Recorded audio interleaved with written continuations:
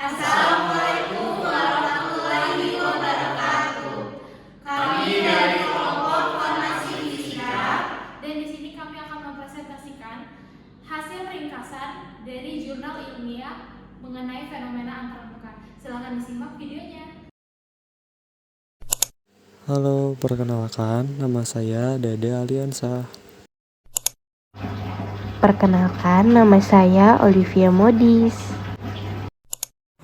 Perkenalkan, nama aku Maryland Stefani Sanggo. Halo, perkenalkan nama aku Maha Fahrudin. Perkenalkan, nama saya Aldo Togar Pohan. Jurnal yang kami ringkas berjudul Usefulness of Surface and Interfacial Phenomena in Formulation of Pharmaceutical Product, atau yang dalam bahasa Indonesianya berjudul Kegunaan dari Fenomena Permukaan dan Antarmuka dalam Formulasi Produk Farmasi, volume 4, halaman 65-70, yang terbit pada tahun 2014. Adapun penulis dari jurnal ini yaitu S.O. Majekondumi dan O.A. Itiola. Tujuan dari jurnal ini adalah untuk memberikan pembaruan tentang kegunaan fenomena permukaan dan antarmuka dalam formulasi produk farmasi. Metode penelitian yang digunakan dalam jurnal ini yaitu sistem cair dan cair, sistem padat dan uap, dan sistem padat dan cair, aplikasi fenomena permukaan dan antarmuka dalam praktek farmasi.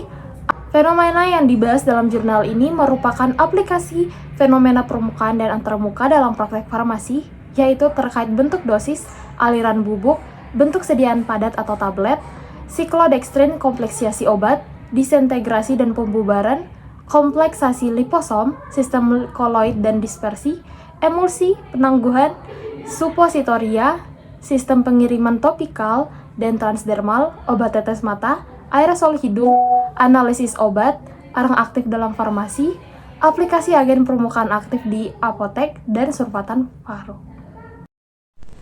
Diawali dengan bentuk dosis, selanjutnya aliran bubuk. Aliran bubuk adalah pendekatan umum untuk mengatasi sifat-sifat aliran. Yang buruk adalah pembesaran ukuran partikel dengan granulasi atau pengeringan semprot serta memodifikasi permukaan dan bentuk partikel. Selanjutnya, kepadatan relatif dapat digunakan untuk mengubah interaksi elektrostatik yang mendukung aliran partikel. Sifat aliran dapat diukur dengan mengukur geser dan kekuatan tarik, sudut istirahat, dan juga pembuatan corong, perilaku avalanching, dan mengalir melalui lubang. Aliran properti juga dapat diperkirakan dengan membandingkan bulk dan kerapatan yang disadap dengan indeks Hausner dan indeks kompresibilitas Ca. Kepadatan relatif mempengaruhi sifat aliran serbuk, tergantung pada karakteristik serapan uap serbuk. Juga udara interstisial atau interstisial telah ditemukan merusak aliran serbuk. Lalu bentuk sediaan padat. Tablet adalah bentuk sediaan farmasi padat yang mengandung zat obat dengan pengencer yang sesuai dan disiapkan baik dengan metode kompresi atau pencetakan obat dengan atau tanpa eksipien. Pertama-tama diubah menjadi granula yang mengalir bebas dengan granulasi basah atau dengan kompresi awal ke dalam tablet besar yang dipecah menjadi butiran. Butiran-butiran ini kemudian dikompresi dalam cetakan yang sesuai dengan pukulan. Butiran ini dapat berupa campuran bubuk yang termasuk dalam bahan aktivitas dan beberapa eksipien, campuran dan dienkapsulasi, membasahi substrat dengan pengikat, dan penyebaran pengikat di atas substrat bisa menjadi tahap penting dalam mengoptimalkan efisiensi granulasi. Selanjutnya adalah siklodekstrin atau kompleksisasi obat. Siklodekstrin atau liposom membentuk kompleksasi dengan obat yang larut dalam air, yang buruk untuk melarutkannya dan meningkatkan kestabilan fisik dan kimia obat, dan meningkatkan bioavailabilitasnya, yang kemudian obat tersebut atau asosiasi siklodekstrin konstan atau dengan nilai Ka dapat dicapai dengan pengukuran tegangan permukaan pada berbagai konsentrasi siklodekstrin. Pengukuran tegangan interfasial membantu untuk memahami stokiometri mengikat obat, siklodekstrin, dan juga untuk membandingkan kompleks inklusi berbagai jenis siklodekstrin. Selanjutnya adalah disintegrasi dan pembubaran. disintegrasi, dan pembubaran, mengukur jumlah waktu yang diperlukan untuk presentasi tertentu dari zat obat dalam tablet untuk masuk ke solusi di bawah satu set kondisi tertentu. Mereka juga menyediakan sarana kontrol dalam memastikan atau menyimpulkan bahwa formulasi tablet yang diberikan adalah sama dengan pembuatan sebagai batch lain dari tablet dalam hal efisiensi klinik. Kompleksasi liposom. Sistem pengiriman liposomal digunakan untuk meningkatkan efektivitas formulasi obat dalam penelitian farmasi. Dengan demikian, hidrofobik obat larut air rendah seperti steroid dapat dimasukkan ke dalam liposom. 3. Selanjutnya sistem koloid dan dispersi. Lalu ada emulsi. Sistem disebar mengacu pada sistem di mana suatu zat atau fase terdispersi didistribusikan dalam unit diskrit di seluruh substansi kedua atau fase kontinuum. Setiap fase dapat eksis dalam bentuk padat, cair, atau gas. Sistem dispersi ini memiliki partikel berukuran lebih dari 0,5 mikrometer. Lalu ada penangguhan. Masalah suspensi seperti keseragaman dosis, keakuratan dosis, dan sedimentasi partikel yang tidak dapat larut dapat diatasi dengan penambahan agen yang bekerja di permukaan atau menangguhkan agen yang menjaga dispersi partikel untuk mendapatkan suspensi yang stabil. 3. Supositoria. Pos berguna untuk penyerapan obat rektal untuk pasien dengan pemberian oral yang sulit. Untuk mencapai formulasi yang kuat, obat harus memiliki afinitas rendah terhadap basis supos dan afinitas tinggi terhadap cairan rektal. Sistem pengiriman topikal dan transdermal. Suspensi topikal adalah sediaan cair yang mengandung partikel padat yang terdispersi dalam kendaraan cair yang bertujuan untuk aplikasi ke kulit. Secara umum, tegangan permukaan kulit manusia yang bersih dan kering adalah 27-28 dyne per cm. Untuk setiap substrat yang menempel di permukaan kulit, energi permukaan harus sama atau kurang dari kulit manusia. 3. Obat tetes mata. Rata-rata volume air mata manusia adalah 7 mikroliter.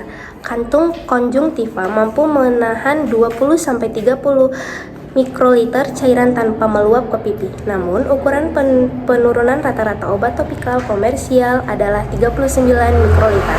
Beberapa metode telah diusulkan untuk mengatasi kelebihan cairan yang mengalir ke pipi atau mengalir ke sistem nasolakrimal, di mana ia akan diserap secara sistematik tanpa terlebih dahulu melewati metabolisme oleh hati, karena hal ini dapat menyebabkan efek samping yang tidak diinginkan.